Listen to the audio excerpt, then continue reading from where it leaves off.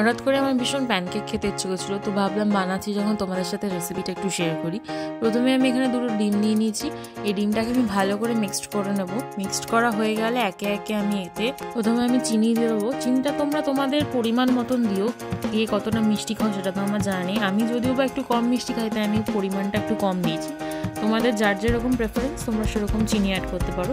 এরপর এখানে আমি 1 টিস্পুন বেকিং সোডা আর বেকিং পাউডার ইউজ করেছি। দেন এটাকে আমি ভালো করে মিক্সড করে নেবো। তারপর আমি এখানে 1 কাপের মতন ময়দা দিয়ে দিচ্ছি। যেহেতু আমি অল্প কোয়ান্টিটিতে বানাবো, তাই 2টো ডিম দিয়ে 1 কাপের মতন ময়দা অ্যাড করেছি। তারপর এটাকে আমি ভালো করে মিক্সড করে নেবো। মিক্সড করা হয়ে গেলে এতে অল্প একটুখানি 1/2 কাপের মতন আমি দুধ অ্যাড করব।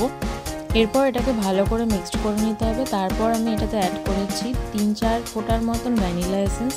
ভ্যানিলা এসেন্সটা দিয়ে ভালো করে মিক্সড করে নিলেই রেডি আমাদের প্যানকেকের ব্যাটার। তারপর গ্যাসে একটা ফ্রাইং প্যান বসিয়ে সেটাকে হাই ফ্লেমে 2 মিনিট আগে ভালো করে গরম করে নেব। ভালো করে গরম হয়ে গেলে এখানে অল্প একটুখানি করে অয়েল ব্রাশ করে নেব। অয়েল ব্রাশ করে আমি যে ব্যাটারটা রেডি করে রেখেছিলাম, এবার ওটাকে আস্তে আস্তে দিয়ে দেবো। তারপর এটাকে লো ফ্লেমে কিছুক্ষণ রেখে দিতে হবে। একটা সাইড লাল লাল করে ভাজা হয়ে গেলে এটাকে উল্টে নিয়ে আরেকটি লাল লাল করে ভেজে নিলেই রেডি আমাদের প্যানকেক।